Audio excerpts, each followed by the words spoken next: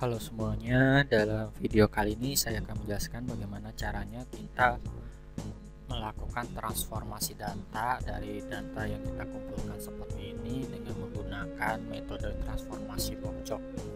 Jadi metode transformasi box chop ini adalah transformasi fungsi berpangkat untuk mengubah suatu data yang sudah kita kumpulkan menjadi suatu nilai yang lain dengan menggunakan fungsi pangkat yang belum kita ketahui fungsi pangkatnya terbaiknya seperti apa.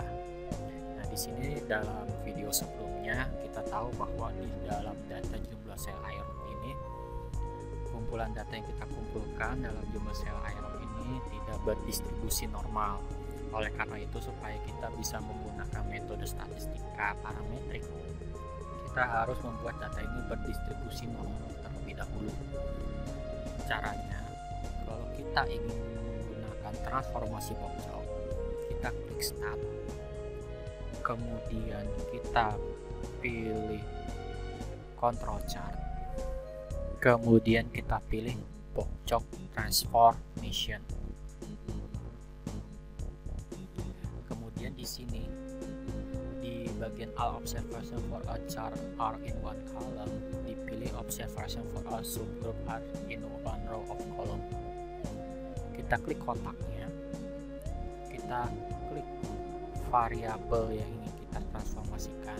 Dalam contoh ini adalah jumlah sel aerob. Kemudian dipilih select, kemudian kita pilih option, kemudian dipilih optimal or rounded lambda, kemudian store in transformation data in, ini kita pilih hasil underscore transformasi. Di sini kita nggak menggunakan spasi ya, karena ini hasil transformasinya dalam satu variabel. Selanjutnya kita klik OK, kemudian kita klik OK.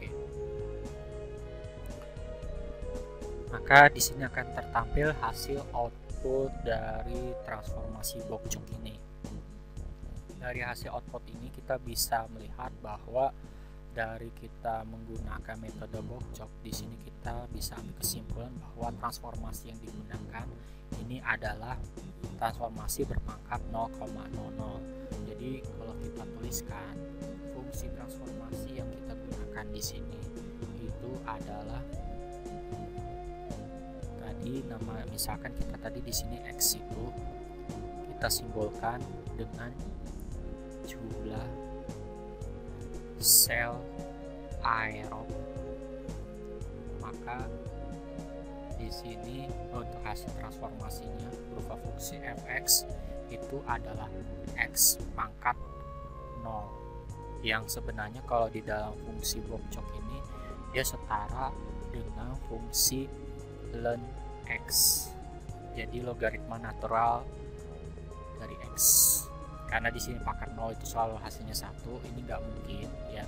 Kita coba pangkatnya 1, dia pasti adalah transformasi ke dirinya sendiri. Karena kita tahu bahwa di dalam teori box chop ya, transformasi fungsi ya, itu dibagi jadi dua. Pertama x pangkat lambda, kemudian ada ln x. Nah di sini kalau misalnya ln x, jika hasil lambdanya itu sama dengan 0. Nah cuman kalau yang ini, kalau lambdanya itu tidak sama dengan 0, karena kebetulan ini lambdanya bernilai 0, maka fungsi yang diambil sebagai transformasinya adalah yang x ini. Kita bisa cek hasil transformasi yang kita gunakan bahwa benar ln x ini, kita bisa cek yaitu dengan cara kita kembali lagi ke data kita dengan kita meminimize hasil output dari SPSS ini. Maka kita bisa cek di bagian output yang ada di sini. Nah, hasil ini, di hasil transformasi ini yang kita sudah kerjakan, ini merupakan hasil dari transformasi box chop yang sudah kita lakukan ini semua. Untuk menguji apakah benar hasil transformasi ini sudah berdistribusi normal, kita bisa uji normalitas lagi dengan cara kita klik start, kemudian pilih basic statistik, kemudian kita bisa pilih graphical summary atau normality test. Dalam contoh ini kita pilih normality test. Nah, kemudian di sini jumlah sel aerob kita hapus dulu. Kemudian kita klik hasil transformasi, pilih select, kita pilih metode yang kita inginkan. Misalkan dalam kasus ini saya pilih Kolmogorov-Smirnov, kita klik OK.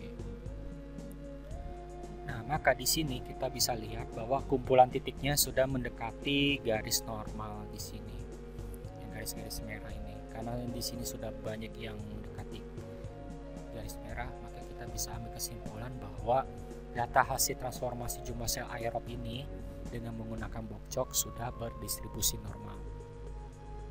Hasil ini juga diperkuat dari hasil statistika dengan kita membaca nilai p-value yang di sini.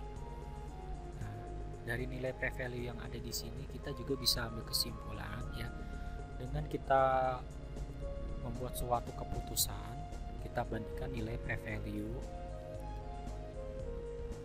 0,150 dengan alpha, kita gunakan 0,05. Karena nilai p-value-nya lebih besar dari alpha, maka kita ambil kesimpulannya yaitu berupa terima H0, sehingga kesimpulannya yang kita peroleh itu adalah